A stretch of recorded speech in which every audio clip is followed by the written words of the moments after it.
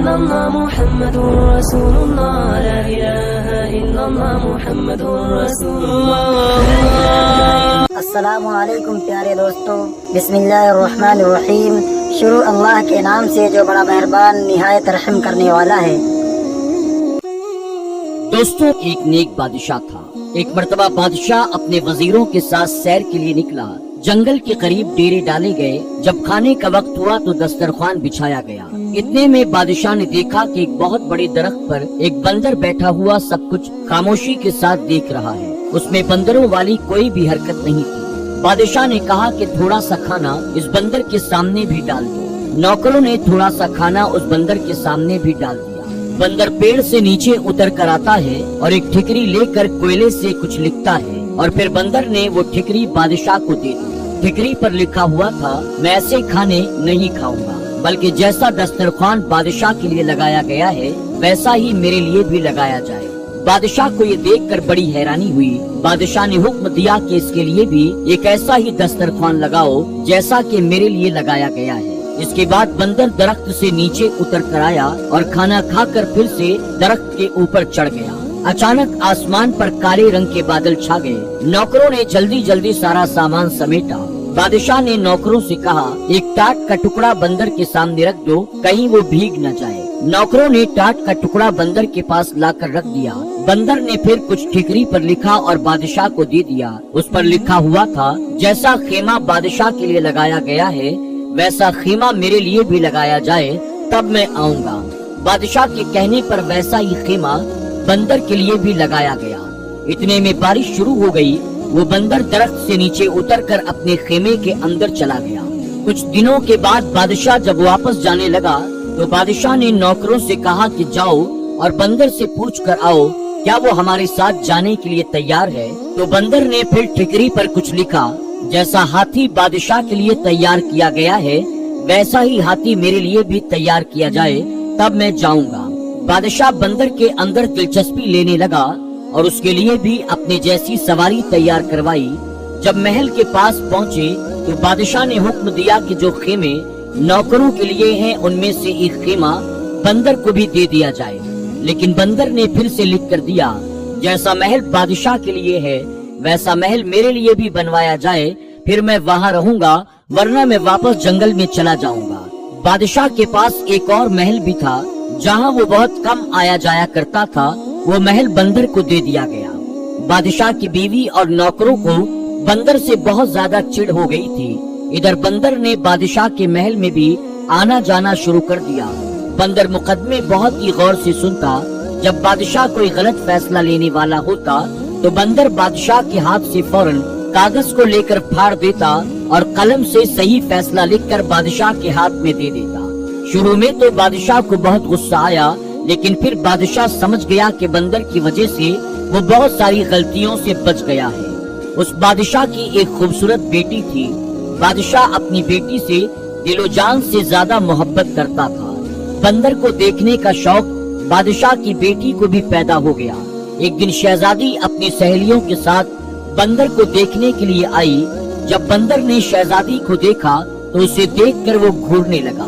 شہزادی بندر کے ڈر سے محل کے اندر بھاگ گئی، اور اس کے بعد سے یہ ہونے لگا کہ شہزادی جب بھی بن سور کر اپنا چہرہ آئینے میں دیکھتی تو پیچھے سے بندر کا چہرہ نظر آ جاتا۔ پتہ نہیں کیسے بندر اس کے کمرے میں گھس جاتا۔ ایک دن بندر نے پرچی میں کچھ لکھ کر شہزادی کے ہاتھ میں تھمایا۔ اس پرچی میں لکھا ہوا تھا، کیا تم میرے ساتھ شادی کرو گے؟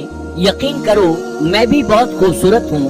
شہزادی جانتی تھی کہ یہ تہذیب مند بندر ہے، مجھے کوئی نقصان نہیں پہنچائے گا۔ دھیرے دھیرے شہزادی کو بندر سے ہمدردی ہو گئی۔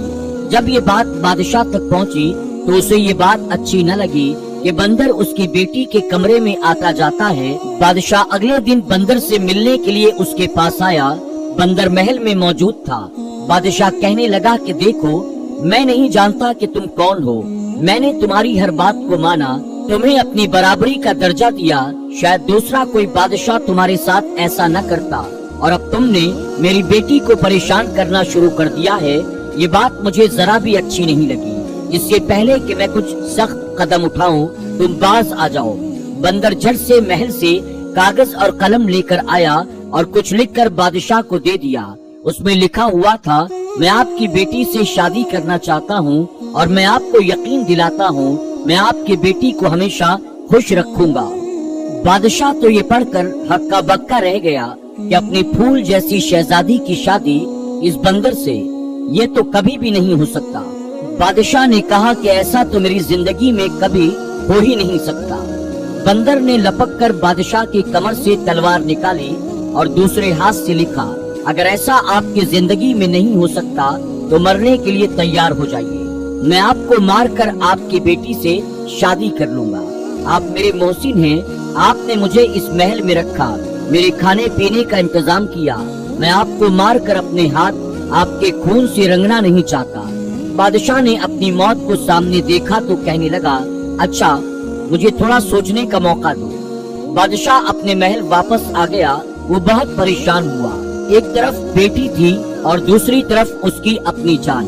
सारी रात टहलते हुए उसने परेशानी में गुजार दी, लेकिन अपनी बीवी को उसने कुछ भी नहीं बताया। वो जानता था कि बीवी को जैसे ही पता चलेगा वो सारा महल अपने सर पर उठा लेगी। सुबह होने तक बादशाह फैसला कर चुका था कि वो अपनी जान दे देगा, लेकिन अपनी बेटी की शादी बंदर से कभी भी नहीं करेगा। वो कुछ नसीहतें करने के लिए अपनी बेटी के पास गया कि बेटी, कल को अगर मुझे कुछ हो जाए तो तुम्हें अपनी माँ को कैसे देखना है और सल्तनत को कैसे संभालना है। शहजादी ने आंखों में आंसू भर कर कहा, अब्बा जान, ये आप कैसी बातें कर रही हैं? अल्लाह ताला आपकी उम्र में बरकत अता करे। बादशाह ने कहा, मेरी बेटी, वो बंदर मेरे भी पीछे पड़ गया है और मुझसे कहता है कि मैं उसकी शादी तुमसे करा दूं, वरना वो मुझे जान से मार देगा। लेकिन ये तो नामुमकिन है, मैं तुम्हारी शादी उससे भला कैसे कर सकता हूँ? तुम्हारी माँ ने उसके कत्ल के कई बार मंसूबे किए, लेकिन वो हमेशा नाकाम रही। वो बंदर आज भी जिंदा फिरता है। बादशाह कहने लगा कि मैं जाकर बंदर को साफ साफ बता देता हूँ कि मैं तुम्हारी शादी अपनी बेटी के साथ कभी भी नहीं कर सकता। उसके बाद शायद वो मुझे मार दे। तुम अपनी माँ के साथ तहखाने में जाकर छुप जाना और उस वक्त तक बाहर न निकलना जब तक कि वो बंदर यहाँ से चला न जाए। शहजादी ने कहा कि अब्बा, आपकी जान इतनी बेकार तो नहीं है। आप मेरे वालिद ही नहीं, इस सल्तनत के बादशाह भी हैं। आप जाकर बंदर से मेरे रिश्ते के लिए हाँ कर दीजिए। आखिरकार शहजादी ने जैसे तैसे अपने बाप को मना ही लिया। बादशाह ने बंदर को अपनी रजामंदी बताई और बंदर ने कहा, आप शादी की तैयारी शुरू करें। मलिका को जब ये बात मालूम हुई, उसने सारा महल अपने सर पर उठा लिया। निकाह वाले दिन बादशाह ने मलिका को एक कमरे में बंद कर दिया और शहजादी का निकाह उस बंदर के साथ करवा दिया। शहजादी रुखसत होकर बंदर के महल में चली गई। अगले दिन जब शहजादी महल वापस आई तो बहुत ही ज्यादा खुश थी। मलिका ने जब ये देखा तो हैरान रह गई। मलिका बोली, बेटी, तुम उस बंदर के साथ इतनी खुश हो? शहजादी बोली, हाँ, मैं बहुत खुश हूँ। शहजादी दिन में अपने बाप के महल में रहती और रात के वक्त वो बंदर के पास उसके महल में चली जाती। एक बार रात के वक्त मलिका ने नौकरानियों वाला लिबास पहना और बंदर के महल में चली गई। शहजादी के कमरे का दरवाजा बंद था। मलिका ने दोनों की बातें सुननी शुरू की। अंदर से किसी मर्द के बोलने की आवाज आ रही थी। मलिका ने ताले के सुराख से अंदर झांका तो देखा कि शहजादी एक बहुत ही खूबसूरत नौजवान के साथ बैठी हुई है। वो शहजादी के साथ हंस हंस कर बातें कर रहा है। ये देखकर मलिका हैरान रह गई और सोचने लगी, अच्छा तो ये बात है, तभी तो मैं कहूँ कि मेरी बेटी भला इस बंदर के साथ इतना ज्यादा खुश कैसे रह सकती है। अब मलिका वहाँ से पलट कर जाने लगी। उसको एक तरफ बंदर की खाल पड़ी हुई नजर आई। मलिका सोचने लगी, इतनी मोटी खाल बंदरों वाली ये अपने ऊपर पहनकर भला क्यों रखता है और बंदर बना क्यों फिरता है? अगर मैं इस खाल को जला दूं तो फिर ये कभी भी बंदर नहीं बनेगा।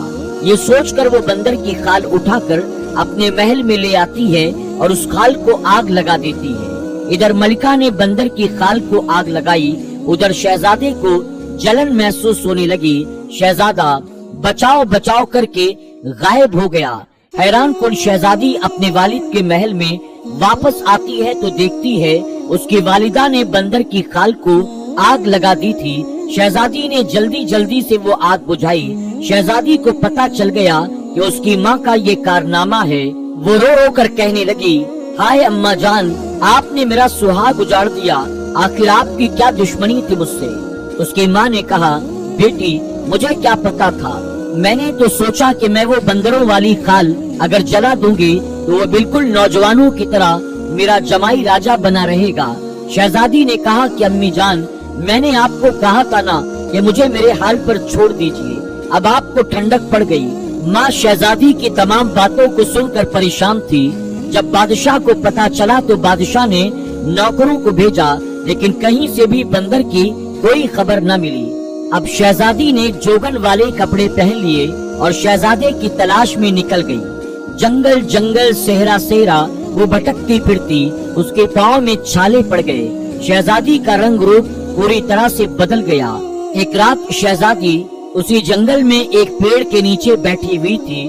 उस पेड़ के ऊपर चकोर और चकोरी बैठे हुए थे और बातें कर रहे थे। शहजादी उनकी बातें सुन रही थी। चकोर दरअसल एक परिंदा होता है।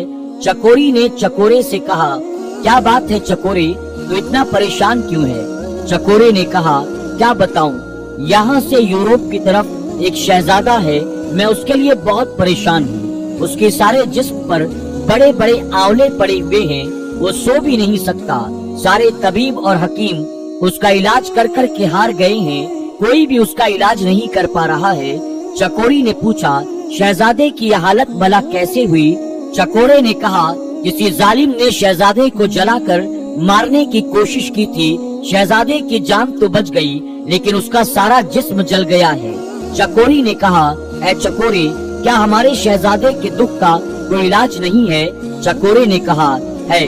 अगर कोई हमारी बीटें इकट्ठी कर ले और इन्हें संदल के साथ घिसकर 40 दिन तक रोजाना सुबह शाम शहजादे को लगाए तो शहजादे के सारे जख्म भर जाएंगे। शहजादी समझ गई कि ये मेरे शहजादे के बारे में बात हो रही है। चकोरी चकोरा तो सुबह उड़ गए। शहजादी ने उनकी सारी बीटें इकट्ठा की और एक तबीब के भेष में वो यूरोप की तरफ चल पड़ी। वहाँ से कुछ ही मील की दूरी पर शहजादी को एक शहर नजर आया।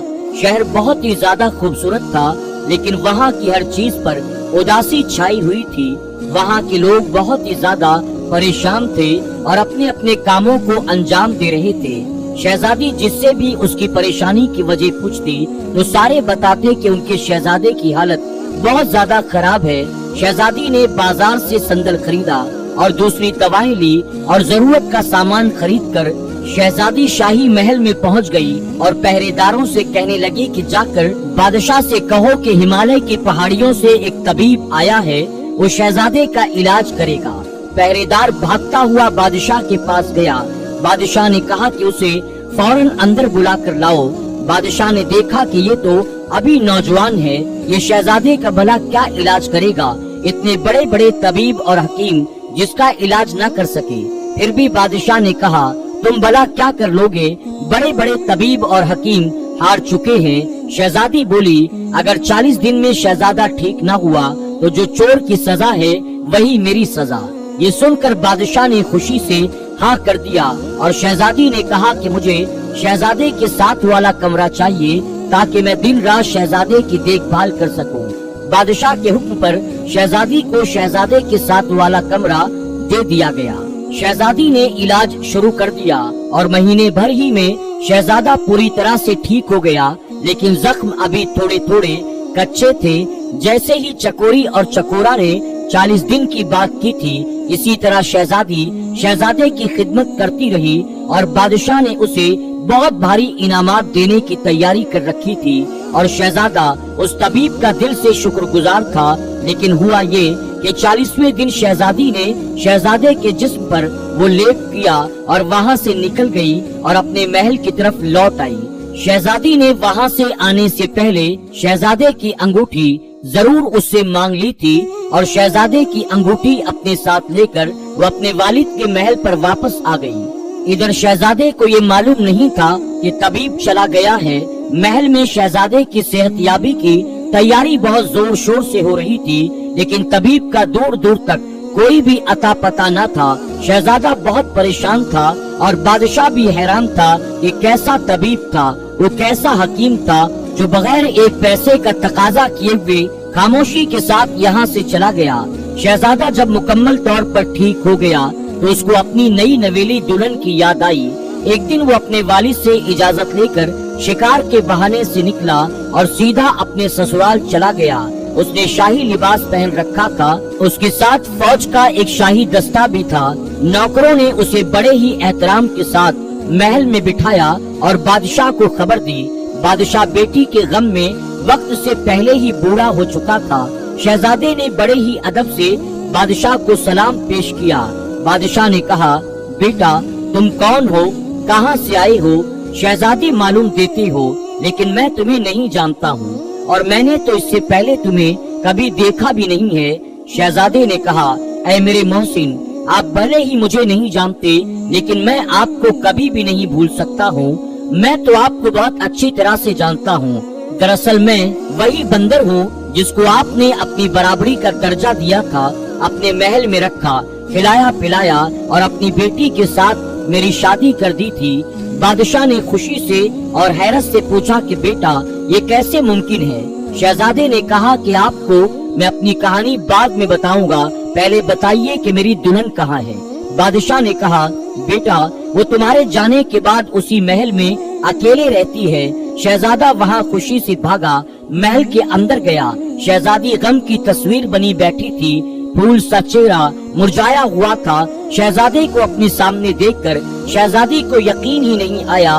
शहजादे ने कहा, हाँ शहजादी, तुम्हारी मोहब्बत मुझे यहाँ खींच कर लाई है। तुम्हारी माँ ने तो मुझे मारने में कोई कसर न छोड़ा। मेरा सारा जिस्म बड़े बड़े आंवलों से भर गया था, मेरे बचने की तो कोई उम्मीद न थी। शहजादी ने कहा, फिर तुम भला ठीक कैसे हुए? शहजादे ने उसे बताया। शहजादी ने कहा, अच्छा फिर तो आपने उस हकीम को बहुत माला माल कर दिया होगा।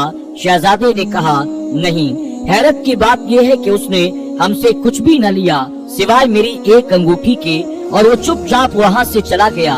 शहजादी ने उसे अंगूठी दिखाते हुए पूछा, क्या यही आपकी अंगूठी है? शहजादे ने कहा, हाँ, लेकिन ये तुम्हारे पास कैसे आई? शहजादी ने कहा, क्योंकि वो तबीब कोई और नहीं बल्कि मैं ही थी। फिर शहजादी ने उसे पूरी कहानी सुनाई। शहजादी ने कहा, मेरी माँ भी आपकी दुश्मन नहीं थी। जब मेरी माँ ने आपको इंसान बना हुआ देखा तो उसने बंदर की खाल को जला दिया। ना कि ये खाल होगी, ना आप दोबारा बंदर बनेंगे। शहजादी बोली, गलती आपकी भी है कि आपने मुझे कभी भी बंदर बनने की वजह बताई ही नहीं, वरना मैं उस खाल को अपनी जान से ज्यादा हिफाजत के साथ रखती। शहजादे ने कहा, दरअसल मुझे ये सारी बातें बताने का कभी मौका ही नहीं मिला। तकरीबन 1 साल पहले की बात है, मैं शिकार करने के लिए निकला और मेरे साथ नौकर भी थे। जंगल में मुझे एक हिरन नजर आया, मैंने उस पर तीर चलाया। वो हिरन मेरी आंखों से ओझल हो गया। मैं उस हिरन की तलाश में निकला। मैं इतना आगे निकल गया कि मेरे साथ जो लोग थे वो सब के सब पीछे रह गए। मैं अपने साथियों से बिछड़ चुका था। मैंने देखा कि सेहरा के पास एक बुजुर्ग बैठे हुए थे, उनके करीब एक 10-12 साल का बच्चा भी बैठा हुआ था। वो बुजुर्ग रो रहे थे, उस बच्चे की टांग से खून बह रहा था। वो बुजुर्ग रो रो कर उस शख्स को बद्दुआएं देते जा रहे थे जिसने उस बच्चे की टांग पर तीर मारा था। मुझे देखकर बुजुर्ग ने गुस्से से कहा, तुम इंसान हो या बंदर हो, तमीज तो तुम्हें छूकर भी नहीं गुजरी है। बस ये उनके कहने की देर थी, मैं फौरन इंसान से बंदर की शक्ल में तब्दील हो गया। अब जंगल जंगल भटकता फिरेगा, तुझे कहीं भी ठिकाना नहीं मिलेगा। उनकी बद्दुआ से और अपनी हालत से मैं इतना परेशान हुआ, मैंने उनके पांव पकड़ लिए, रो रो कर उनसे माफी मांगने लगा। मेरी उस हालत को देखकर उस बच्चे को मुझ पर तरस आ गया। उसने अपने दादा से कहा कि दादा जान, जब इंसान अपनी गलती को मान ले तो उसे माफ कर देना चाहिए। हमें चाहिए कि हम इसे माफ कर दें। लड़के ने जब बहुत ज्यादा इसरार किया तो बुजुर्ग ने कहा कि देख, इससे सीख, तूने इसके साथ क्या किया और ये तेरी भलाई मांग रहा है। खैर, मैं अपनी बद्दुआ तो वापस नहीं ले सकता, लेकिन इसे कम कर सकता हूँ। साल भर तू बंदर ही रहेगा।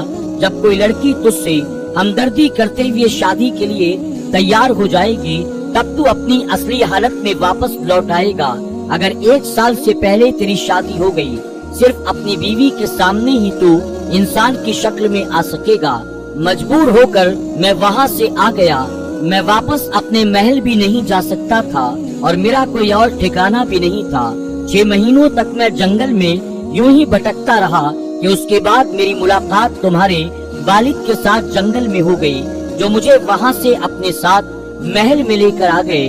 फिर बादशाह ने तुम्हारी शादी मुझसे करवा दी और आगे की सारी बातें तो तुम अच्छी तरह से जानती हो। शहजादे की ये बात खत्म ही नहीं हुई थी कि मलिका और बादशाह ने सारी गुफ्तगू सुन ली। फिर मलिका ने शहजादे से माफी मांगी और शहजादे ने मलिका को माफ कर दिया। बादशाह ने कहा, हमारा कोई बेटा नहीं है, बेटा अब तुम मेरे पास रहोगे।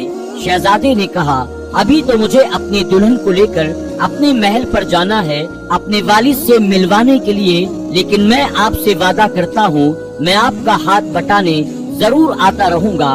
उसके बाद शहजादा अपनी दुल्हन को साथ लेकर अपने वालिद के पास चला गया और फिर दोनों हंसी खुशी अपनी जिंदगी को गुजारने लगे।